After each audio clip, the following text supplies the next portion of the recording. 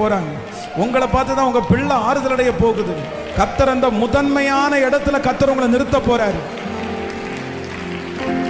நீங்க தைரியசாலின்னு கர்த்தர் உங்களை நிரூபிக்க போறாரு. தலைமையில கைய வச்சு இந்த முதல் ஆசீர்வாதம் என் தலைமையில வரட்டும்னு சொல்லுங்க, சொல்லுங்க, சொல்லுங்க, சொல்லுங்க. எனக்கு இந்த அபிஷேகம் வேணும்னு ஆண்டவரிடத்துல சொல்லுங்க.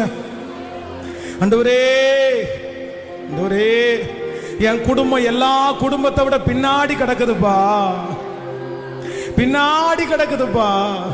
நான் பின்னாடி இருக்கிறேன், நான் மறைஞ்சு இருக்கிறேன், யாருக்குமே தெரியாம இருக்கிறேன். ஆனா எஸ், என்ன கவனிக்கிறதுக்கு ஒருத்தரும் இல்லை, என்ன வர்றதுக்கு ஒருத்தரும் இல்லை.